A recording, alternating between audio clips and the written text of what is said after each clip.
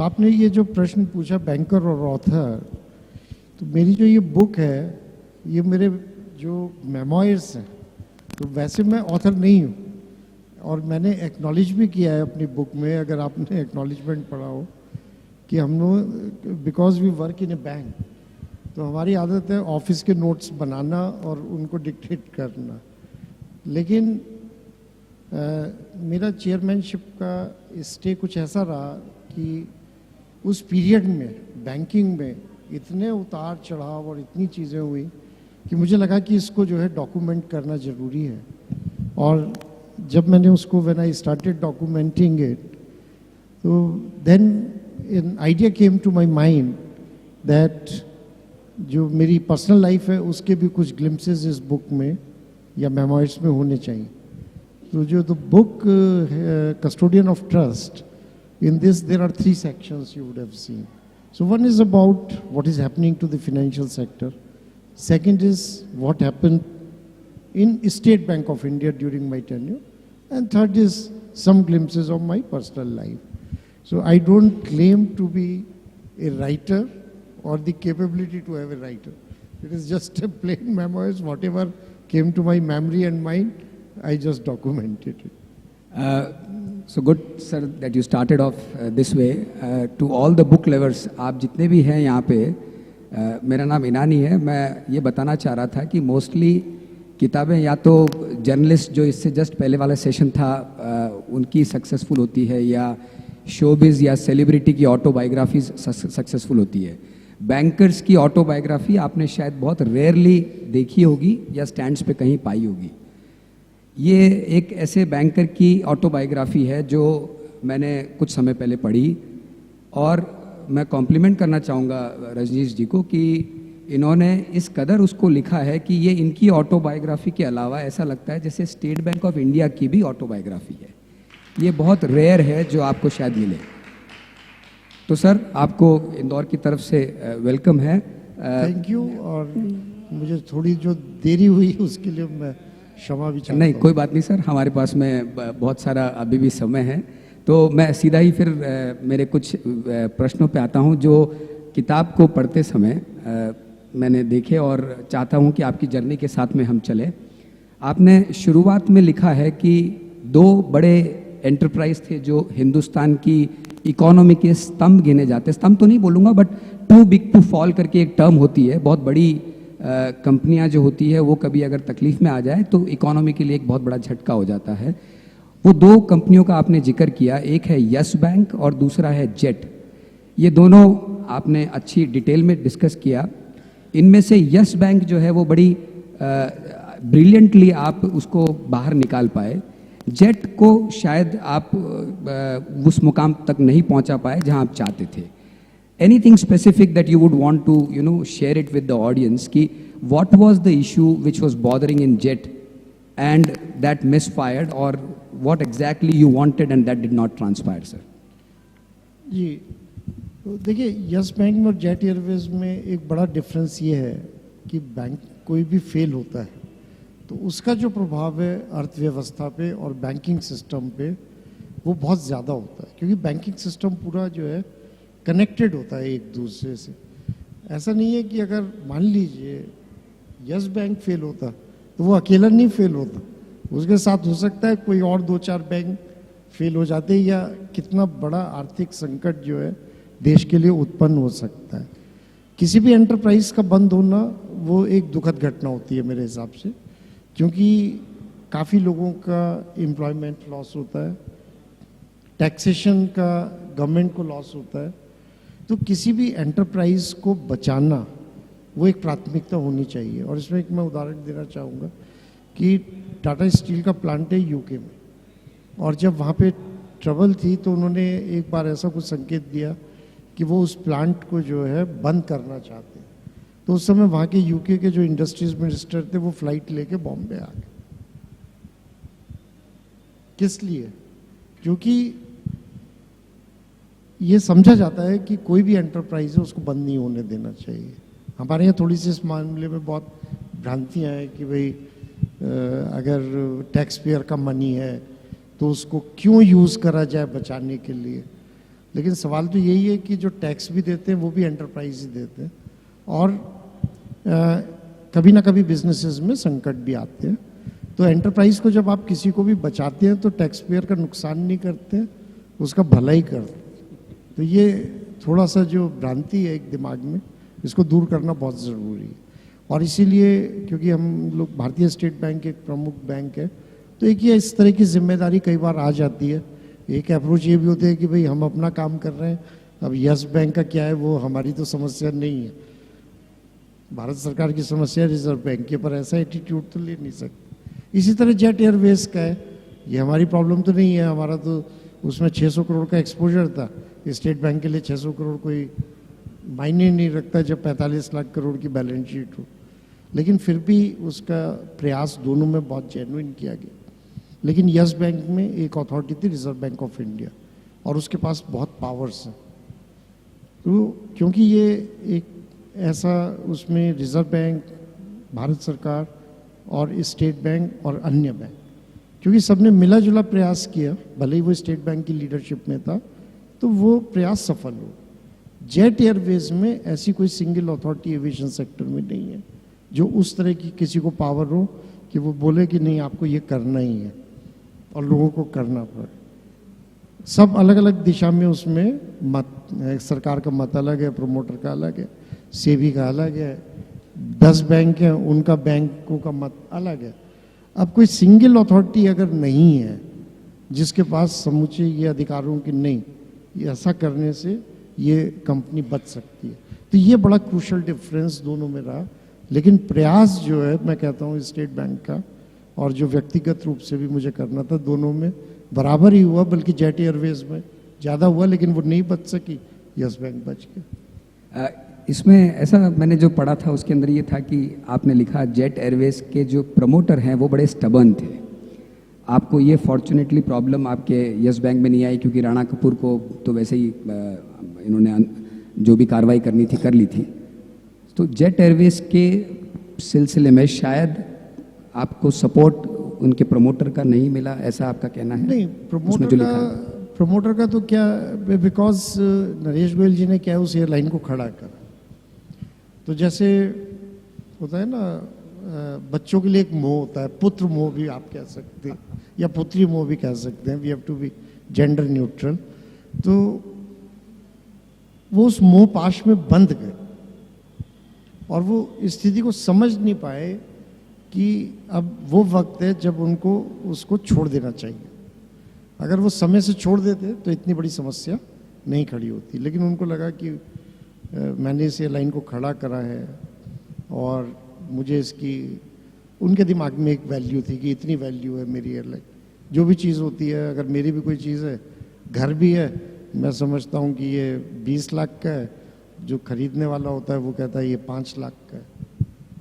तो लेकिन अपनी स्थिति को समझ लेना चाहिए। वो उस स्थिति को अनफॉर्चुनेटली ठीक से समझ नहीं पाए और उसी की वजह से फिर एक बहुत बड़ी अड़चन भी आई। और भी अड़चनें थी, लेकिन एक प्रमुख अड़चन वो। सर, आपकी बुक में अगर हम इवेल्युएट करें, इट्स ऑल अबाउट बैंकिंग के बारे में, तो बुक में कहीं पर भी ऐसा नहीं बताया गया कि जो बिगेस्ट बैंकर है एसबीआई और आरबीआई, उसके साथ कभी कुछ कॉन्फ्लिक्ट होते हैं तो उस चीज़ का रेजोल्यूशन क्या होता है। ऐसी चीज़ों को कहीं पेश नहीं किया गया और शायद किसी को समझ में भी नहीं आता और पता भी नहीं चलता है कि ऐसे कॉन्फ्लिक्ट कैसे रिजॉल्व होते हैं। नहीं, देखिए, कॉन्फ्लिक्ट आरबीआई में और बैंकों में मतभेद तो हो सकता है पर कॉन्फ्लिक्ट नहीं हो सकता। आरबीआई रेगुलेटर है और हम लोग रेगुलेटेड हैं, और सिस्टम को भी इस तरह से बनाया गया है कि रेगुलेटर की पावर बहुत ज़्यादा होती है। कहीं पे अगर रेगुलेटर गलत भी है तब भी आप उसमें कुछ कर नहीं सकते। ये मेरी हमेशा से अप्रोच थी। इसका मतलब ये नहीं है कि हम अपना वहाँ पे अपना मत नहीं रखेंगे या अपनी बात नहीं कहेंगे, लेकिन वो बात तो हम ज़रूर कहेंगे, जो ठीक लगता है उसको एक बार नहीं 5 बार जाके कहेंगे। लेकिन ये भी समझना पड़ता है, लाइन भी ड्रॉ करनी पड़ती है कि गलत या सही। अब अगर इन्होंने अपना मन बना लिया है और एक इन्होंने निर्देश दिया है तो उसका आपको पालन करना पड़ेगा। अगर आप उसको डिफाई करने लगे हर लोग, और सब लोग, तो फिर तो प्रणाली जो है वो खत्म हो जाएगी। तो इसलिए रेगुलेटर को पावर दी जाती है, और ऐसा नहीं है, जो इसके पास भी पावर है उसको जुडिशियसली यूज़ करना चाहिए, तो वो भी जुडिशियसली यूज़ करते हैं। ऐसा नहीं है डिफरेंसेस ऑफ ओपिनियन किसी भी चीज़ पे नहीं होते, वो तो होते ही हैं, लेकिन अल्टीमेटली जिसकी जो पावर है उसको रियलाइज करना चाहिए। और पब्लिक रिस्पेक्ट तो कभी आपको करना ही नहीं है, particularly when you are a regulated entity. इसका ये मतलब नहीं है कि आप कमज़ोर हैं, आप कमज़ोर नहीं हैं, पर लेकिन नियम और विधान और लॉ ऐसा है जिसमें कि आपको भी उतनी जिम्मेदारी से एज ए रेगुलेटेड एंटिटी काम करना पड़ता है। Sir, an extension of this same question that Naveen has spoken to you, there is a very strong discussion going on dual control of State Bank of India. Dual control of state bank. Now, मैं आप दर्शकों को बता दूं कि dual control एक ऐसी चीज है जो सिर्फ मेरे ख्याल से स्टेट बैंक ऑफ इंडिया पे लागू होती है, जिसमें एसबीआई की जो कंट्रोल है वो आरबीआई भी करती है और गवर्नमेंट भी करती है। ये एक बड़ी दुविधाजनक स्थिति है जो अभी रिसेंट में भी बहुत पेपर में भी आ रहे हैं, और गवर्नर जो एक्स रहे हैं आरबीआई के, उन्होंने भी इस चीज़ को काफ़ी लिखा है। आपने शायद इसको कहीं बॉर्डर लाइन टच किया है सर, लेकिन पूरा डिटेल में इसको डिस्कस नहीं किया है बुक में। आपकी क्या राय है? देखिए, जहाँ एक तो भारत सरकार वो सबसे बड़ी शेयर होल्डर है, बैंकों को कैपिटल भी प्रोवाइड करती है। कभी संकट आया बैंकों पे तो वही फिर उससे निकालने के लिए पैसा देते हैं। तो एक शेयर होल्डर होने के नाते एक्सपेक्टेशन होना वो तो होंगी। अगर आज हम माइनॉरिटी शेयर होल्डर है, अगर किसी कंपनी के शेयर में 50,000 का भी इन्वेस्टमेंट करते हैं तो भी एक्सपेक्टेशन रखते हैं कि कंपनी ठीक से चलेगी, और जिसका 60, 70, 80% का स्टेक है तो उसको अपनी एक्सपेक्टेशन तो रखना चाहिए। लेकिन जब बात आती है कंट्रोल की, कंट्रोल में या कॉन्स्टिट्यूशनली या एक्ट में कहीं पे भी मुझे नहीं लगता कि डिपार्टमेंट ऑफ फाइनेंशियल सर्विसेज का प्रावधान, आरबीआई के पास पूरी पावर है रेगुलेट करने की। और लेकिन व्यवस्था अगेन ऐसे ही बना कि भाई शेयर होल्डर होने के नाते सरकार ये चाहती है कि भाई उन्होंने जो पैसा लगाया है उसके बदले में बैंकों को कुछ ऑब्लिगेशन करनी, वरना आमतौर पे शेयर होल्डर की एक्सपेक्टेशन ये होती है कि मेरा पैसा मैंने लगाया है और उस पर आप हमें अच्छा रिटर्न दे दीजिए। नहीं सर, लेकिन संतान के दो अगर फादर हो जाएं तो in any case there is a problem. If there are two controlling authorities, ये तो उसके तो हम लोग तो जो पब्लिक सेक्टर में काम करते हैं, आप किसी भी बैंक से या किसी भी उसके चीफ से बात करेंगे तो उसमें हम लोग कहते हैं कि भाई हमारे हाथ तो पीछे बंधे हुए, उसके बाद भी हमें तैरना है, तो वो हम लोग सीख जाते हैं। नहीं तो फिर तो मैं समझ गया, बट ये जैसे गवर्नमेंट का ये नारा है कि maximum government and minimum governance, या minimum government and maximum governance, what is it? I mean, is it just a slogan? देखिए, आइडियल सिचुएशन तो ये है कि as a shareholder government अपनी एक्सपेक्टेशन बताए बैंकों को, जो बोर्ड है उसको मजबूत कर, क्योंकि as a shareholder board पे अपॉइंट करना उनका काम, और उसके बाद अगर बोर्ड पे आप कॉम्पिटेंट लोगों को और अच्छे लोगों को अगर बिठाते हैं और आरबीआई है, तो फिर डे टू डे कभी कोई किसी तरह की फिर ज़रूरत नहीं है। एक बोर्ड गवर्न कंपनी होनी चाहिए, भले ही सरकार की शेयर होल्डिंग कुछ भी हो, उससे क्या फ़र्क पड़ता है, चाहे 60% हो या 30% हो।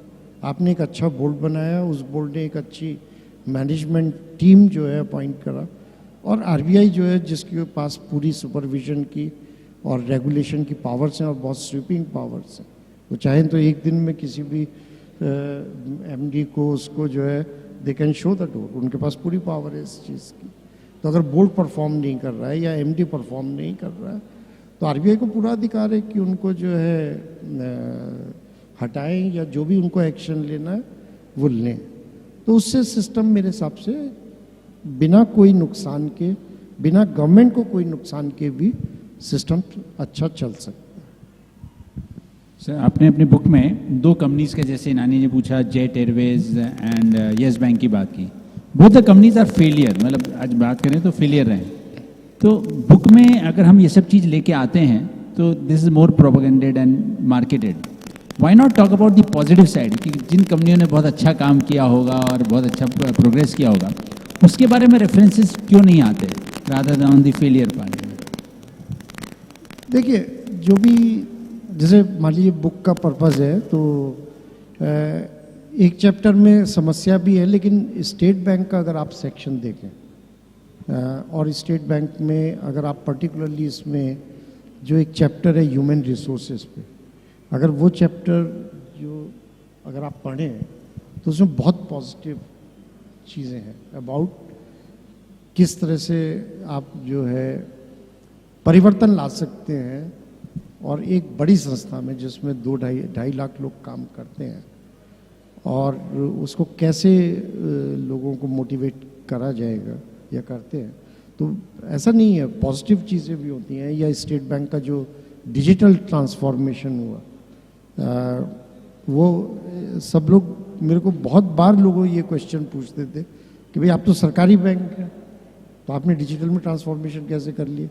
हमने कहा ये कहाँ लिखा है कि अगर आप सरकारी बैंक है तो आप डिजिटल ट्रांसफॉर्मेशन नहीं कर सकते, ये तो कहीं नहीं लिखा। तो कुछ चीज़ें ऐसी एसोसिएट हो जाती हैं कि क्योंकि आपकी सरकार की ओनरशिप है तो आप एफिशिएंट नहीं हो सकते, आप अच्छे नहीं हो सकते, आपका गवर्नेंस अच्छा नहीं हो सकता। ये भी मैं समझता हूँ कि स्टेट बैंक ने एटलीस्ट इस धारणा को भी काफ़ी हद तक इसको तोड़ा है कि आपकी ओनरशिप भी हो सकती है, ड्यूअल कंट्रोल भी हो सकती है, लेकिन उसके बाद भी आप एक अच्छी संस्था को बना सकते हैं और चला सकते हैं। इसी को थोड़ा सा और समझने की कोशिश करते हैं। NPS, non performing assets, non performing loans जिसको बोलते हैं, वो एक काफ़ी बड़ी समस्या है हिंदुस्तान में। हम आए दिन पेपर में पढ़ते रहते हैं। रजनीश जी ने अपनी किताब में लिखा है कि एनपीएस वास्तव में एक प्रॉब्लम है, लेकिन इसका पूरा का पूरा जो प्रॉब्लम है वो सिर्फ बैंकर्स पे ढोला जाए, ये थोड़ा कहना उचित नहीं होगा। बात मानी, लेकिन एक थोड़ी सी इसमें मतभेद ये है सर कि आपने जैसे बोला कि प्रमोटर्स ही अधिकतर इसमें रिस्पॉन्सिबल होते हैं, जो आपने किताब में जैसे थोड़ा सा कहीं वर्णन किया है। मैंने अपनी लाइफ में, मैंने खुद ने आर्टिकल्स के टाइम पे देखा है कि एसआर ऐसा एक ग्रुप है जो पेरिनेली हर साल डिफॉल्टर होता था और हर साल उसको पैसे मिलते थे।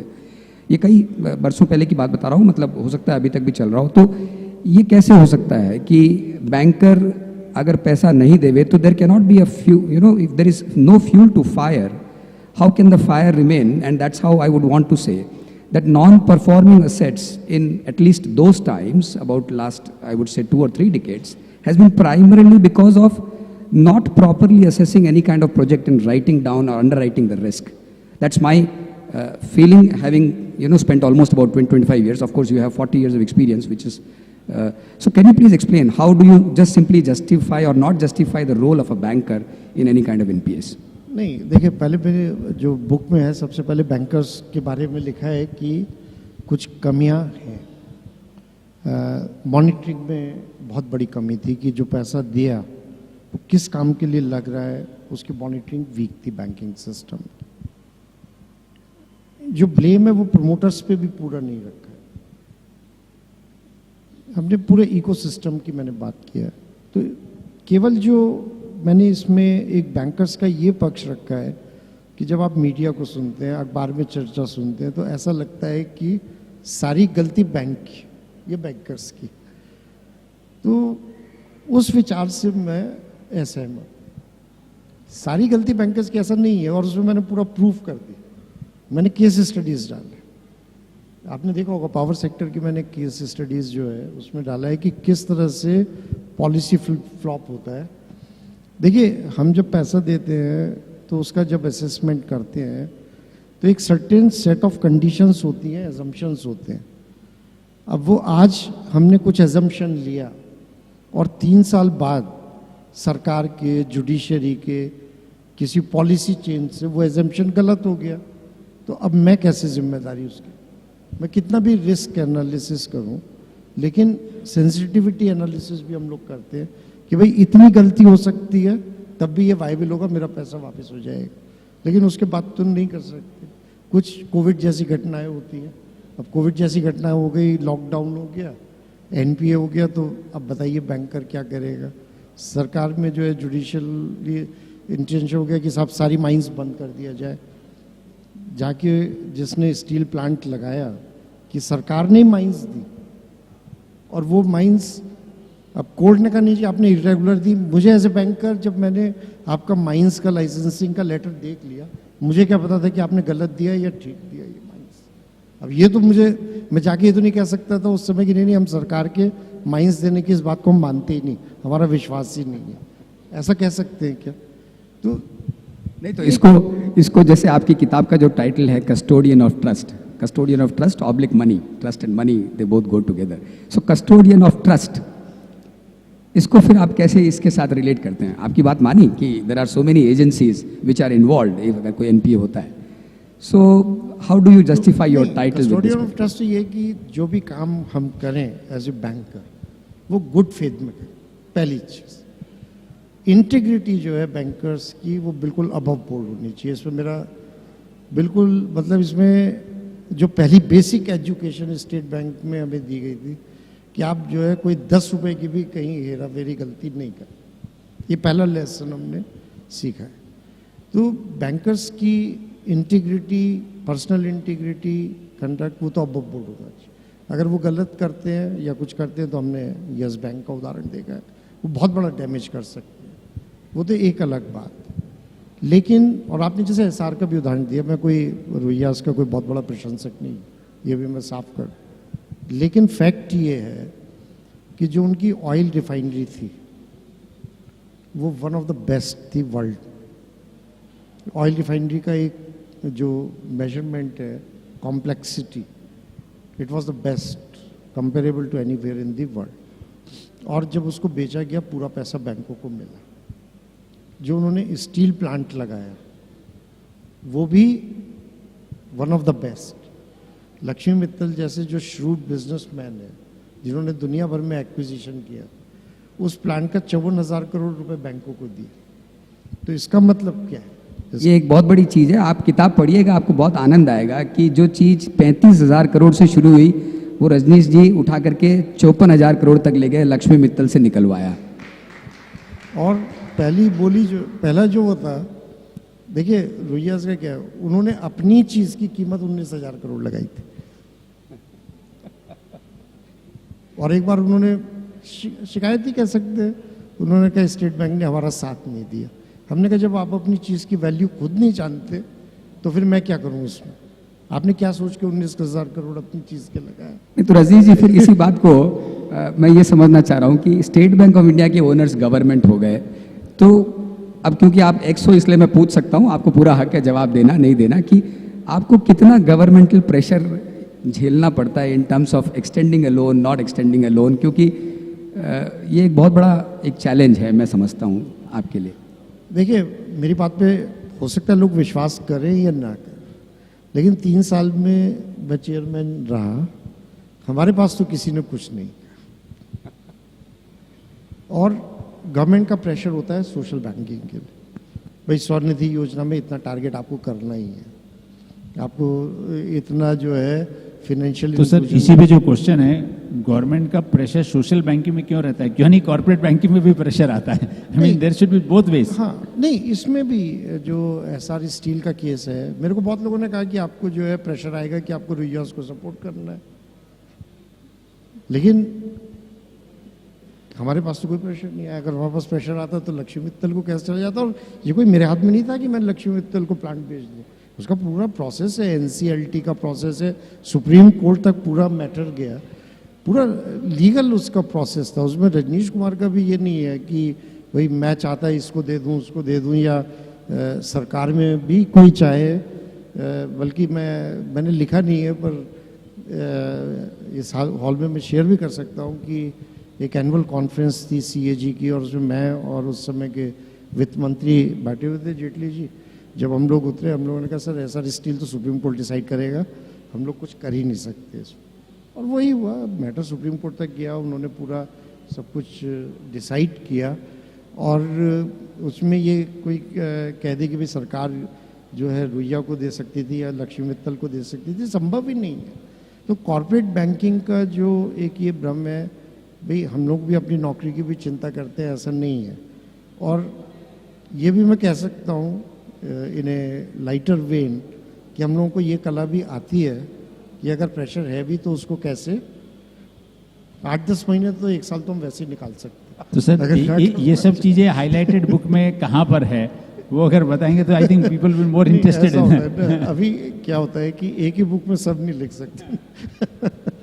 सो द बुक में अगर हम देखेंगे तो you have talked about the normal banking whatever has been done, and there are lot of books which has talked about the future of banking, how the public sector banks is prepared for the future of banking with a lot of crypto fintech coming up. तो इस चीज का reference कहीं पर book में नहीं आया, which people I think would be more interested to understand. बहुत स्मॉल एलिमेंट है। देखिए, वैसे तो स्टेट बैंक ने ये प्रूव कर दिया दैट कितना भी कंपटीशन हो but you can still be ahead. ना तो स्टेट बैंक ने अपना मार्केट शेयर लूज किया कहीं पे भी, चाहे वो डिपॉजिट्स हो चाहे लोन्स। डिजिटल बैंकिंग में आज स्टेट बैंक लीडर माना जाता है। हमारे मिश्रा जी बैठे हुए, इनका बहुत बड़ा योगदान है उसमें, ये आईटी देखते थे। तो मैं बार बार यही कहता हूँ कि पब्लिक सेक्टर होने का मतलब ये नहीं है कि आप चीज़ें नहीं कर सकते। कुछ रिजिडिटीज़ हैं सिस्टम में। टैलेंट मैनेजमेंट एक बहुत बड़ा चैलेंज। आप चाहें कि भाई मैं इस आदमी को हायर कर लूँ जो कि बहुत स्पेशलाइजेशन ला रहा है और वैल्यू एडिशन करेगा, वो हमारी लिमिटेशन हो जाती है। हालांकि स्टेट बैंक में वो भी हमने प्रयास किए। हमारे पास लाइक बहुत से ऐसी पोजीशंस हैं जिसमें हमने जो स्पेशलिस्ट थे उनको चेयरमैन से कई गुना ज़्यादा सैलरी दी। जब मैंने सीएफओ का एडवर्टाइजमेंट निकाला था तो आरबीआई ने कहा कि आपको जो है स्पेशलिस्ट चाहिए, तो मैंने कहा स्पेशलिस्ट चाहिए तो फिर मैं क्वालिटी स्पेशलिस्ट हूँ। तो हमने 1 करोड़ का पैकेज ऑफर किया, वो भी कम था। मुझे पता था कि 1 करोड़ में भी थोड़ा मुश्किल है। भारतीय स्टेट बैंक के चेयरमैन को सैलरी मिलती है 27 लाख। तो ये थोड़ा करेज चाहिए कि अवेयरनेस कि भाई ठीक है, हमारी टर्म्स एंड कंडीशंस अलग है, हम बाई चॉइस यहाँ पे हैं और हमें 27 लाख में नौकरी करनी है, हम कर रहे हैं, अपनी मर्जी से कर रहे हैं, कोई कंप्लेंट नहीं है उसमें। लेकिन अगर मुझे सीएफओ लाना है, क्वालिटी लानी है, तो 1 करोड़ भी कम है। 1 करोड़ में अच्छा सीएफओ मिलना मुश्किल है। लेकिन खैर ये थोड़ा हमें सरप्राइज हुआ कि उसके लिए भी अच्छे लोग आ गए और उनको पूछा, बिकॉज जब हम लोगों ने इंटरव्यू किया हमने पूछा भाई आप तो जो है 3 करोड़ की सैलरी ले रहे हो, 1 करोड़ पे क्यों आते हो? तो ये नहीं जी, स्टेट बैंक का हमें थोड़ा काम करने का चार्म है, ये बड़ी संस्था है और हम इसमें काम करना चाहते हैं और अपना उधर से। तो ऐसा भी हुआ कि लोग जो है कम सैलरी लेके आ गए। तो पब्लिक सेक्टर बैंक में रिजिडिटी थोड़ी एचआर और टैलेंट मैनेजमेंट को लेकर है और बड़ा रिजिड सा सिस्टम है। आप किसी को नौकरी से तो निकाल ही नहीं सकते। कोई अच्छी बात भी नहीं है निकालना, लेकिन कभी कभी अगर आप चाहें भी कि भाई अगर आदमी काम नहीं कर रहा है तो आप उसको हटा नहीं सकते। लेकिन हायरिंग पे स्पेशलिस्ट हायर आप कर सकते हैं। कुछ कॉन्स्टिट्यूशनल रिक्वायरमेंट है वो आपको फुलफिल करनी पड़ती है, उसको करते हुए भी आप कर सकते हैं। तो टैलेंट मैनेजमेंट में और सबसे बड़ी समस्या पब्लिक सेक्टर ऑर्गेनाइजेशंस की और कुछ नहीं है, टैलेंट मैनेजमेंट की बहुत बड़ी समस्या है। आप देख रहे हैं कि कितना वॉर मार्केट में आज है for getting the right talent. और जब राइट टैलेंट नहीं है सर्विस ऑर्गेनाइजेशन में तो आप कैसे आगे बढ़ेंगे और कॉम्पीट करेंगे? सर लेट मी शेयर, एक इशू है। Let me share you know on your behalf. मुझे ऐसा लग रहा है सर आपकी किताब की मार्केटिंग मैं कर रहा हूँ, बट आप पढ़ें उसको तो उसके अंदर योनो जो आप, मैं समझता हूँ सभी लोग वाकिफ़ होंगे इस शब्द से। ये एक ऐसा डिजिटल प्लेटफॉर्म एसबीआई ने बनाया है जो जिसका procedural hassle, procedural journey Rajneesh ji ने अपनी किताब में लिखी है और बहुत ही सुंदर तरीके से इन्होंने बताया है कि किस तरीके से ये होता है। सर एक लास्ट वर्ड आपसे, डीमोनेटाइजेशन, आपने वो भी प्रोसीजर काफ़ी लेंथ में लिखा, लेकिन आपने सिर्फ प्रोसीजरल हैसल के बारे में लिखा है। आप मुझे बता पाएंगे साहब कि आपकी पर्सनल राय, अब आप क्योंकि एक्स हो चुके हैं, आपकी पर्सनल राय डीमोनेटाइजेशन पे क्या है? और खुल के बताइएगा सर, अच्छा लगेगा। देखिए, मुझे ये लगता है कि अगर डिमोनेटाइजेशन नहीं भी होता तो शायद इस कंट्री का कोई नुकसान होने वाला नहीं था। जैसा चल रही थी चीज़ें चल सकती। मतलब जिस इंटेंशन के लिए बनाया था, जो इंटेंशन था वो नहीं हो पाया ऐसा? सॉरी, आप पूरा कर रहे थे। हाँ, नहीं, मेरा यही कि अगर उसके बिना भी जो है देश जो है चल रहा था तो वो चल सकता था, लेकिन सरकार के क्या कंपल्शंस थे और वो कंपल्शंस या जो फीडबैक रहा होगा उस डिसीजन मेकिंग में वो ठीक था या नहीं था, इस बारे में कहना बड़ा मुश्किल है। लेकिन जब इस तरह का निर्णय लिया जाता है तो मेरा ये प्रिजम्पशन है कोई ना कोई ऐसे सीरियस इश्यूज रहे होंगे तभी इतना बड़ा निर्णय लिया गया होगा, ये मैं जरूर कह सकता। देखिए, मैं कोई सीबीआई और ईडी तो हूँ नहीं, ये तो क्वेश्चन आपको सीबीआई और ईडी से पूछना होगा। लेकिन मैंने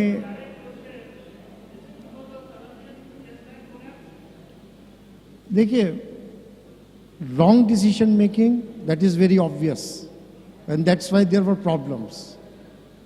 Whether it was corruption or not, that only ED or CBI can tell us, because matter is under investigation. So how can I pass a judgment on that? But definitely the decisions taken, it is obvious that they were not the right decisions. No. नहीं, देखिए, उसके लिए जो जब ED का, देखिए आप नहीं, आपने गलत समझ रहे हैं। आप गलत निर्णय जो है, ये जरूरी नहीं है कि हमेशा गलत निर्णय जो है मोटिवेशन की वजह से हो। गलत निर्णय आप पर्सनल जिंदगी में भी बहुत लेते हैं। तो जब तक करप्शन का मतलब ये है कि आपको डॉक्यूमेंट्री एविडेंस और प्रूफ चाहिए कि करप्शन था। अब वो ये चीज़ कौन प्रूव करेगा? सरकार ने एनफोर्समेंट डायरेक्टर और सीबीआई को ये काम दिया गया है, वही अपना काम करेंगे, डॉक्यूमेंट्स उसके देखेंगे। मैंने तो इन्वेस्टिगेशन नहीं किया ना, और वो कोर्ट में, क्रिमिनल कोर्ट में जाके प्रोड्यूस करेंगे, तब कोर्ट हमें बताएगा कि करप्शन था या नहीं था। तो मैं बस केवल इतना आपको कह रहा हूँ। लेकिन जो क्वालिटी ऑफ लेंडिंग थी वो ठीक नहीं थी, इसलिए यस बैंक को प्रॉब्लम हुई।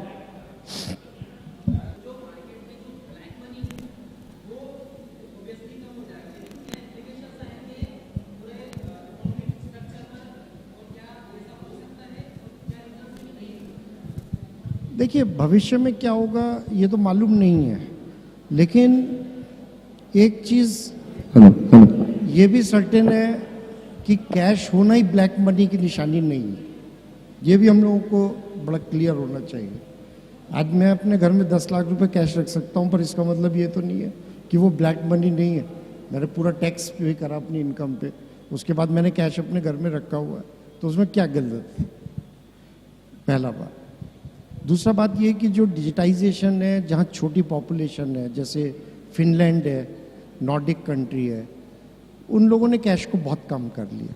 लेकिन ऐसी भी अर्थव्यवस्थाएं, डेवलप्ड अर्थव्यवस्थाएं हैं, जैसे जर्मनी है, जापान है, उनमें भी कैश का सर्कुलेशन बहुत ज़्यादा है, डिजिटल काम। हमारा कंट्री ऐसा है जिसमें डिजिटल की भी ग्रोथ बहुत ज़्यादा हुई है, एक्सपोनेंशियल, और कैश भी बड़ा इकोनॉमी में डिमोनेटाइजेशन के बाद। लेकिन कैश टू जीडीपी रेशो 12% है, वो पहले डिमोनेटाइजेशन के पहले 12% था, और आज भी शायद उतना ही होगा। तो ये कहना कि कैश जो है that means black money, I don't subscribe to that theory. Merger के पीछे जो सरकार का एक उद्देश्य रहा उसमें, और उसका जो आधार रहा है, 95 में नरसिम्हन कमेटी एक बनी थी बैंकिंग रिफॉर्म्स के लिए, और उनका जो एक विजन था कि कुछ बड़े बैंक्स भी चाहिए, और क्षेत्रीय बैंक भी हो सकते हैं या स्पेशलाइज्ड बैंक भी हो सकते हैं, लेकिन बैंकों का साइज छोटा है other than state bank of India. तो मर्जर का उद्देश्य ये है कि कुछ बैंकों को और बड़ा बनाया जाए, और बड़े बैंकों की भी आवश्यकता है। और उसके साथ साथ सरकारी बैंकों में कोई डिफ्रेंसिएशन बिल्कुल नहीं था। आपको फ़र्क पता ही नहीं लगेगा कि बैंक ऑफ बड़ौदा में, पंजाब नेशनल बैंक में, स्टेट बैंक में, इसमें केनरा बैंक में फ़र्क क्या है। जब फ़र्क ही नहीं है तो इतने बैंक्स को मैनेज करना सरकार के लिए भी मुश्किल है। तो इस दो उद्देश्य से कंसोलिडेशन किया गया। गलत है या सही है ये तो कहना समय ही बताएगा, लेकिन ये एक आवश्यकता है कि कुछ बैंक बड़े होने चाहिए। और हमारा एक देश इतना बड़ा है, 139 करोड़ लोगों का देश है और इतना विशाल है, तो उसमें सबके लिए जगह है। तो अगर स्पेशलाइज्ड बैंक बनते हैं, छोटे भी हैं तब भी ठीक है, और बड़े बैंक भी इंफ्रास्ट्रक्चर की बड़ी ज़रूरतें हैं, उसको फाइनेंस करने के लिए बड़े बैंकों की भी ज़रूरत है। तो इसको केवल इसी आईने से शायद नहीं देखा जा सकता कि ये गलत है या सही।